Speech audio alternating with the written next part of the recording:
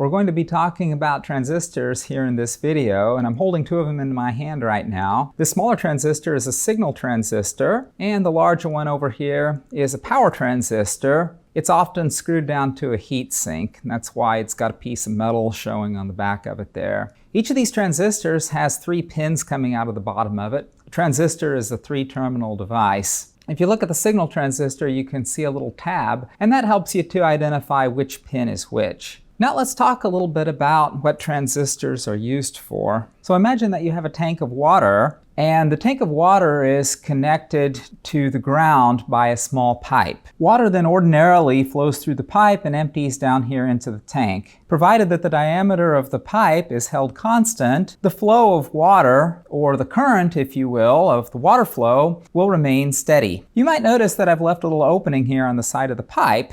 And that's because I'm going to use this pipe as an analogy to what a transistor does. The flow of water here is going to be representative of the flow of current in a transistor. In this opening in the pipe, I'm going to place a piece of rubber, and I'm representing it here in the drawing by a black line. If you were to take your finger, you would be able to push in on the rubber or to let the rubber out. When the rubber is pushed inwards, the flow of water is going to be constricted a little bit because the effective diameter of the pipe is going to be reduced. Now imagine that we ordinarily have a huge flow of water downwards through the pipe. It would take a lot of force for me to block that water if I were standing in the pipe, for example. There's a huge weight of water over my head. I wouldn't be able to do it. But if I had that piece of rubber on the side of the pipe and I merely pushed in on the rubber with my finger, I might be able to block a huge flow of water.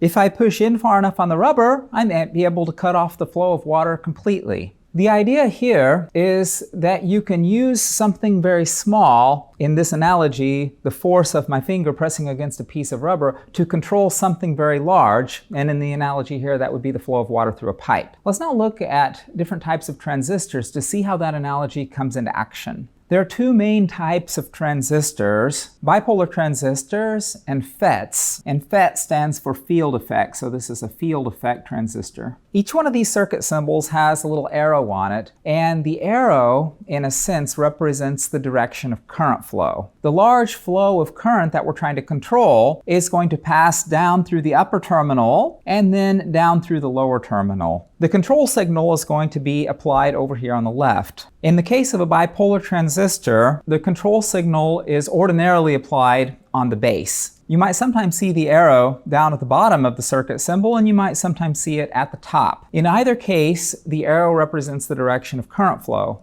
In a sense, it tells us where the valve is. Let's go back to our water analogy just for a moment. Let's assume that we have a bit of current flowing. The water is flowing downwards, and when it gets to our device, or our transistor right here, it's flowing in. So this part of the device, right above the constriction, we could call the collector. It collects the water. I'll kind of delineate my device here with the dotted line. If we look at the bottom of the device, we see that water's coming out. We could call that the emitter. It emits water. If we now consider that water represents the flow of electrons in a transistor, and that the pressure applied to the base is analogous to voltage in our transistor, we can return to our circuit diagram and make an analogy. We can add our labels onto this particular transistor here, calling this the collector and this the emitter. The control signal applied to the base is going to be a voltage, and the higher the voltage applied to the base, the larger the flow of current through the collector and emitter. But what's the reference for our base voltage? Well, it's the voltage at the emitter. So it's the VBE, or the base emitter voltage, that controls the flow of current.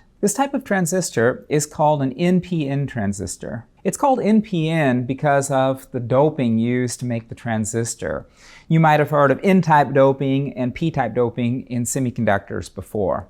Although I'm not going to be discussing how the transistor works internally in this video, I'll draw out how the doping scheme is. The collector is doped N-type, the base is doped P-type, and the emitter is doped N-type. At first glance, it might look like the device is symmetric, but it's not normally symmetric because the doping at the emitter tends to be a lot stronger than the doping at the collector. So it's an asymmetrical doping scheme. I've drawn it so that the voltages are high at the top of the drawing. So if the transistor is operating like we expect it to or like we normally want it to, that is, the flow of current should be from the top down or from high voltages to low voltages. You'll notice that the base emitter junction is a PN junction or a diode.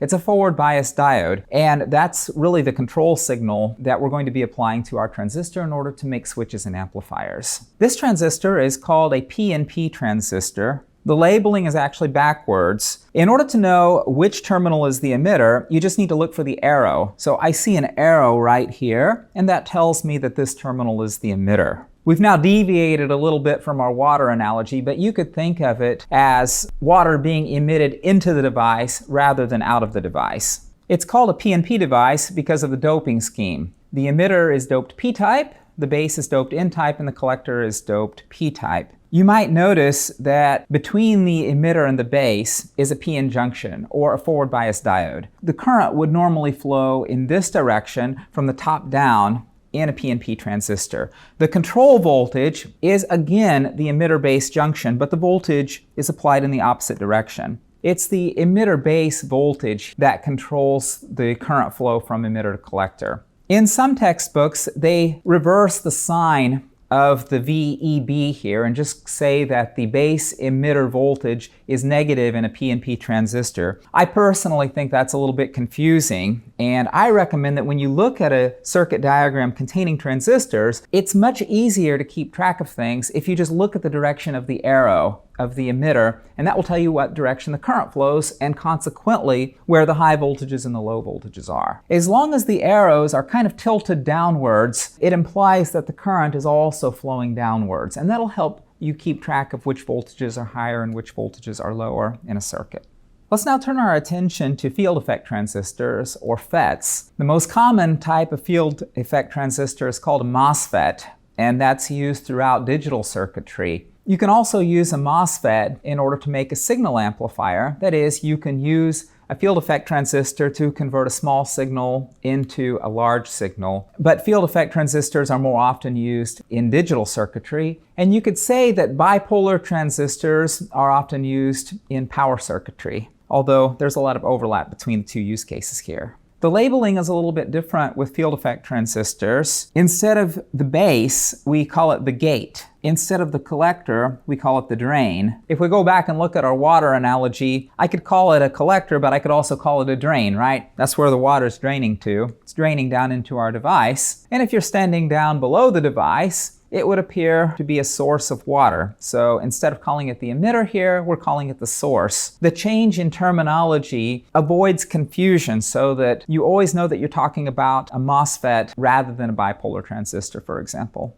In order to identify the source, you just need to look for the arrow. Again, I've arranged the diagram here so the current is always flowing from the top down. The voltage that you apply at the gate, in this case relative to the source, is what's going to control the flow of current that I'm showing here in blue. This kind of transistor is called an N-channel, and this kind of transistor is called a P-channel. It refers to the doping inside the device between the source and the drain. By applying a voltage to the gate, we can change the conductivity of the little channel between the source and the drain, and thus control the flow of current. In an N-channel MOSFET, given how I've labeled the voltages, you would expect VGS to be a positive number if the transistor is going to be turned on. That is, if current's going to be flowing through the device. If you look at the P-channel transistor, you would expect the source gate voltage to be a positive number if you're going to have the transistor turned on. If the gate, however, were at a more positive voltage than the source, then you would not expect any current to be flowing from the source to the drain. In this video, we've learned how to identify 4 different types of transistors: the NPN bipolar transistor, the PNP bipolar transistor, and the N-channel and P-channel FETs. In the next video, we're going to look a little bit more into different configurations of transistors so that we can start using them to actually make amplifiers.